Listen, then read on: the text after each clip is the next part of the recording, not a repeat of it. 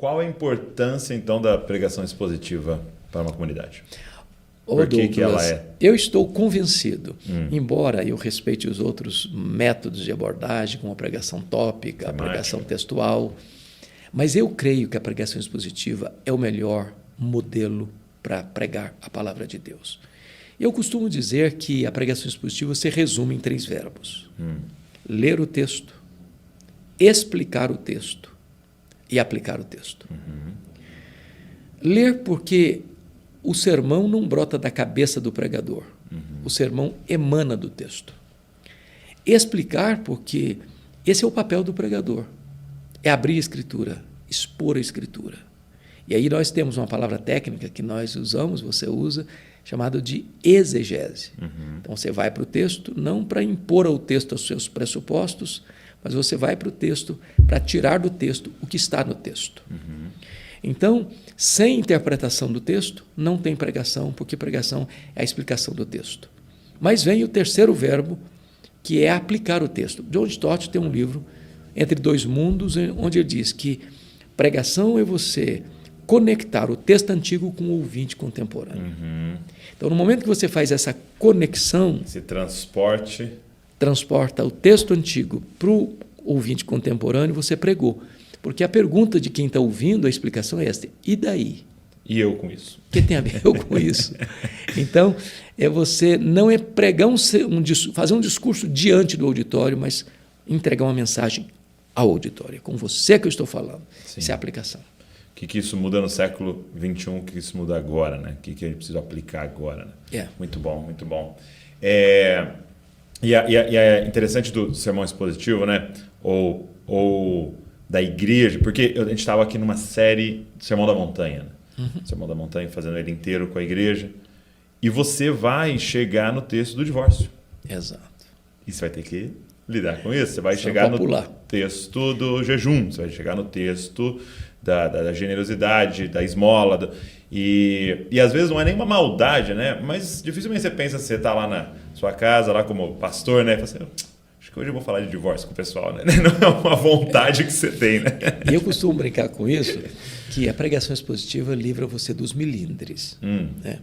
Imagine essa cena que você mencionou aí, de um pastor jovem que está chegando numa igreja e tem lá um líder da igreja que está vivendo um conflito conjugal. Sim. Mas é a pessoa que, nos bastidores, se ele inclinar para a direita, o pessoal vai para a direita. Se ele mandar ir para a esquerda, vai para a esquerda. Aí o pastorzinho novo chega lá, presbítero numa crise conjugal, o líder da igreja na crise conjugal, ele falou: meus irmãos, eu vou falar sobre divórcio.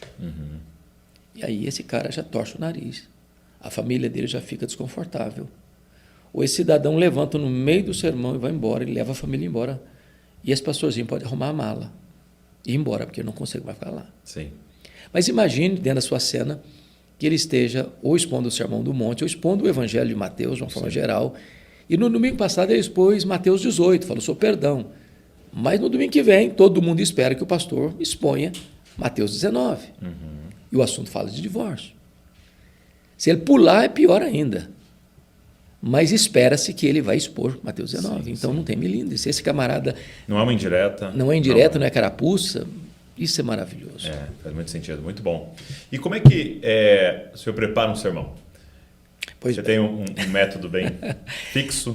Eu estava agora com o Jaider, nós gravando um congresso sobre pregação essa semana passada. É mesmo? Lá nos estúdios da LPC. E a Raquel Novaes, que é uma cantora muito querida, estava lá. E ela ficou assim, impressionada e até perplexa quando eu afirmei isso, numa pergunta que foi feita. Quanto tempo o senhor gasta para preparar um sermão? Eu estou com 40 anos de ministério, com a cabeça branca, e eu respondi honestamente. Eu gasto, em média, 8 horas para preparar um sermão. Ok. Porque, às vezes, Douglas, as pessoas têm uma ideia de que você, depois de um tempo de ministério, como você e eu, um pouco mais de tempo, cabeça branca já, que fazer sermão é uma coisa natural. Né? Que você sai de casa e, enquanto você caminha para a igreja, as ideias vão se concatenando e você chega lá e despeja aquele conteúdo. E as pessoas não percebem que é um trabalho árduo, afadigar-se. Demanda tempo, demanda oração, demanda estudo, demanda investigação, pesquisa.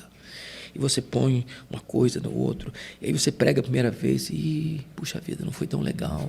Aí na segunda vez, essa ilustração vai ficar melhor. Aí você, na terceira vez que você prega, o sermão já está mais redondo. Né? Então, cada sermão tem a sua história, mas em média 8 horas. Então, o que eu faço? Primeiro, na pregação expositiva, é aquele texto. Qual é? Já estou estudando o texto, o trecho o livro. Então, eu vou ler o texto 1, 2, 5, 10 vezes.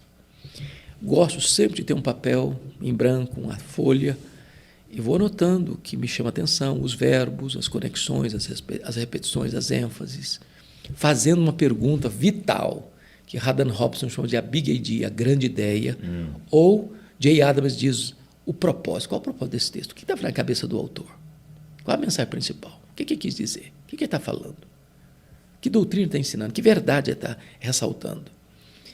E depois dessas ideias todas, aí eu começo a fazer o que eu chamo de, para mim, o pregador é o arquiteto das ideias. O que significa isso? Imagine que você tenha pedra, areia, brita, cimento, madeira, tinta, etc, etc, etc, etc, ferro, amontoado para fazer uma casa. Você tem tudo para fazer uma casa, mas você não tem uma casa. Você tem os elementos. Mas o arquiteto consegue ver essa casa e desenhar essa casa, e colocar em 3D essa casa, antes da casa brotar do chão. Então, o pregador é o arquiteto das ideias.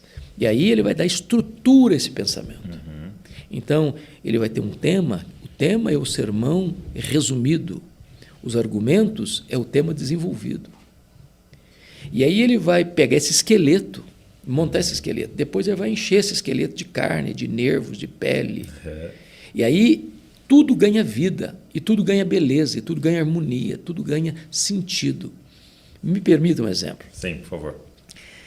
Eu era seminarista quando escutei um pregador famoso em Campinas pregar sobre o filho pródigo. Ele deu um esboço maravilhoso. Eu falei, gente, que cara inteligente, que ideia fenomenal, que sacada linda. Ele dividiu a vida do pródigo em 4 fases.